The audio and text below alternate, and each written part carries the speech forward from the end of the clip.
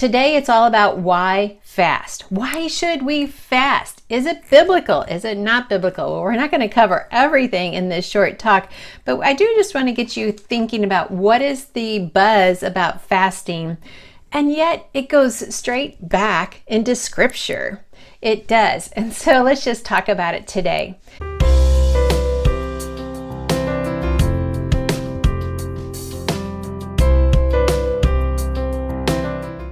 In scripture, it was assumed that you would be fasting. If you go back and read Matthew 9:14, this is when the Pharisees were like, hey, Jesus, how come you and your disciples aren't fasting and we're fasting? Hey, that whole pride thing, look at me, I'm fasting.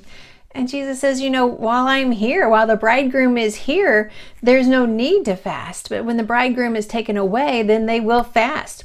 It was assumed that they would fast. Fasting goes all the way back into time, all the way back through the Old Testament. Some of the people were Daniel and Esther and Moses and Elijah, Saul, Barnabas. The people of Nineveh fasted. And did God do a miraculous story there? Yes, he did. Joel, fasted, and Jesus fasted. So Old Testament, New Testament, fasting stretches across both of them. And so the question is not should we fast, it's why should we not fast?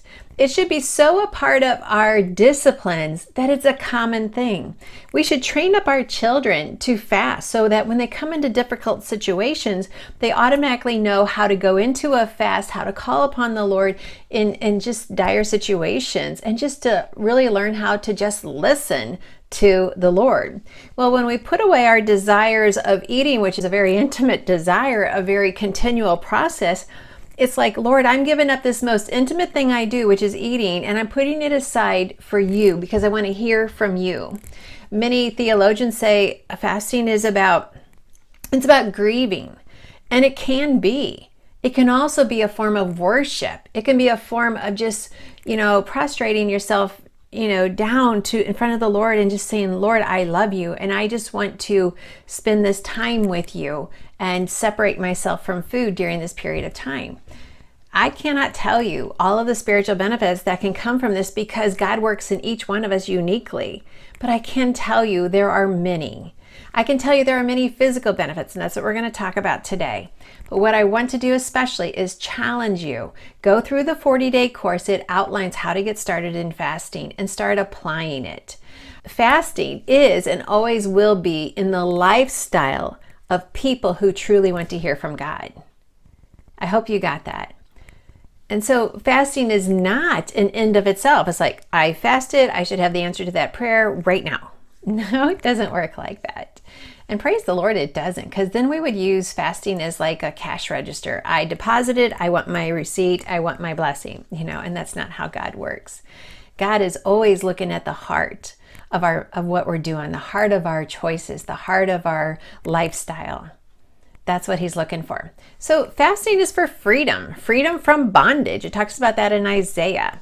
If you want to go into a deep dive into fasting, I really suggest you get to the Treasures of Healthy Living Bible Study.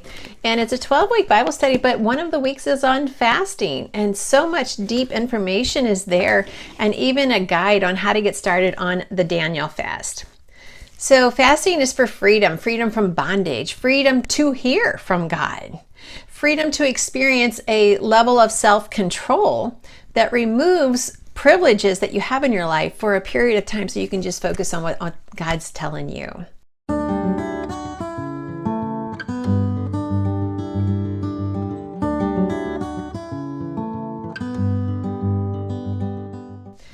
Now, today, fasting is so much center stage with intermittent fasting. You'll see it all over the internet, IF, capital I, capital F, intermittent fasting. You'll also see the letters OMAD, O-M-A-D, which stands for 1 meal a day. Now, the quick question is, well, if I'm doing intermittent fasting, which means I'm delaying my eating, and so then I'm shortening my window of eating. Let me give you an example. So typically people go to bed, they wake up, they have breakfast. Breakfast can be at 6 o'clock, 7 o'clock, 8 o'clock. Okay, So whatever time you stopped eating the night before, let's say you stopped by 7 o'clock and then you didn't eat breakfast until 7. So that's a 12-hour window. That's a 12-hour fast, and that's really good. That's the minimum that you should fast every day is 12 hours. Now, if you could just extend breakfast and maybe not eat until 9, that's a 14-hour fast. Let's see, maybe you could go till 11 and before you eat again. That would be a 16-hour fast. So this is called an intermittent fast when you are delaying meal times. When you are in the fasted state, God designed fasting. Every night you are not supposed to be eating. We are not supposed to be snacking. We're not supposed to be eating at nighttime. In fact, the rate of obesity goes up like a double-digit percentage when you eat at night. It's horrible because your body doesn't have time to detoxify. So just changing the timing of your eating can do these things, and this is from the New England Journal of Medicine. It says you can improve your metabolism, you can lower blood sugar, you can lessen inflammation. Inflammation is all those itis words, I-T-I-S, arthritis, colitis. It could even be asthma is a form of inflammation. It could be just so many things. So fasting also helps to clear out toxins and damaged cells. This is what your body is supposed to do every night when you sleep. But when we're eating ice cream up until 9 o'clock and then we wake up, and even if you have like, hey, I had a healthy smoothie at 6 o'clock, that's a sugar, a little bit of sleep, and then a sugar. Your body's like, we're not getting time to clean out. So every night, if you do a 12-hour fast, you're giving your body time to clean out. Your liver, your digestive system is all designed to take all of those toxic materials from your cells, they're all circulating, and to remove them. So in the morning, you have a high fiber breakfast, or maybe at 11 o'clock or whatever time you decide to eat. And whatever time you decide to eat, you have this 12, 14, 16-hour window.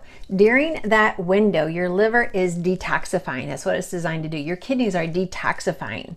And so what they're doing is they are removing toxins and damaged cells.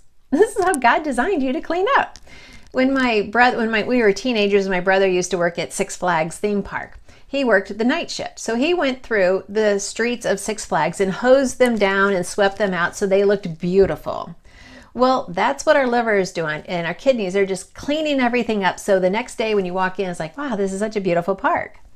Okay, so clearing out toxins and damaged cells. It even helps to lower the risk of cancer, and it enhances your brain function.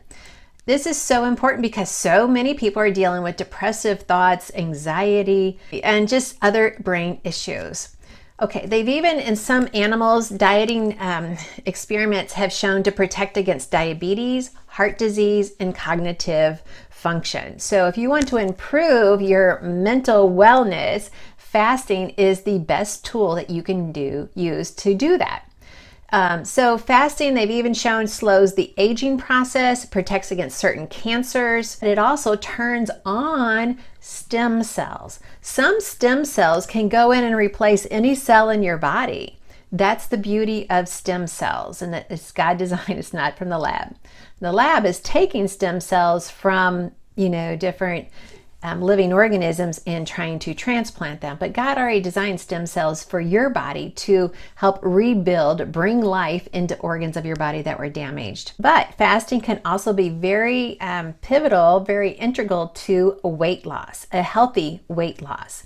And so this is very important in what people are recognizing. So just changing the timing of your meals by eating maybe earlier in the day and extending your overnight fast. So you could do this two different ways. You could say, hey, I'm going to eat breakfast at 7. I'm going to eat my lunch or supper. My daughter used to call the combination of lunch and supper lupper, because you know how you have breakfast and lunch is a brunch. So lunch and dinner is a lupper. So you could have a brunch and then a lupper. Yeah, that's just what kids come up with. And so you can maybe stop eating at 3 p.m. and go all the way until 7 a.m. So you can work the hours that best work for you. And when you do, you're going to be improving your metabolism. Okay, so physical benefits are just all over the board. It works. It's good for you. Work with your doctor if you have a concern. Spiritual benefits, far outweigh the physical. And that's another reason why fasting started in scripture first. A lot of people want to say, oh, well, Hippocrates or this guy in history discovered fasting. No, actually, it was a God-designed discipline he wanted us to have. And think about it. If it was going to remove damaged cells, it also is removing damaged thoughts. That's what is the value of fasting. So spiritually, we can renew our mind. Physically, we can renew our body. Now, here's some things that you need to understand. Okay, 5 ways to use this information that I'm giving you. Number 1 is you have to avoid sugars and refined grains. That's just the common thread that I've been trying to teach you all these 40 days. Instead, eat fruits, vegetables, beans, lentils, whole grains, freshly milled whole grains, lean proteins, healthy fats. So basically Mediterranean style diet. Number 2, let your body burn fat between meals. Don't snack, all right? Be active throughout the day. Keep building your muscle tone. All right, number 3, consider incorporating intermittent fasting. Start going from a 12-hour minimum fast every day. Just keep it in your mind. It's like a new thinking. It's a new thought. Your thoughts lead to actions. A new thought is, hey, oh yeah, that's right. I last stopped eating. What time did you stop eating? What was the time you put that last bite into your mouth in the evening? Was it at 6? Was it at 7? Was it at 8? Was it at 9? Then count 12 hours before you take a bite in the morning. Okay, so start limiting your hours that you eat. This is in the fed state. You have the fasting state and you have the fed state.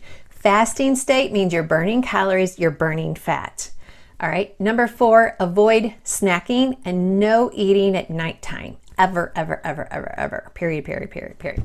And number 5, always eat a healthy diet. So Mediterranean style, high fiber, quality protein, healthy fats, avocados and coconut oil, things like that, fresh veggies and fruits, and the whole grains should only be freshly milled grained. And you know what also happens when you fast more? You save on your food budget. And that's just a added benefit. So people say, well, I just can't afford to eat healthy. Well, it's because you're eating too much food and you're eating processed food. And if you just start fasting, you will be able to afford to eat healthy foods. All right, can't wait to read your notes and to hear from you about fasting.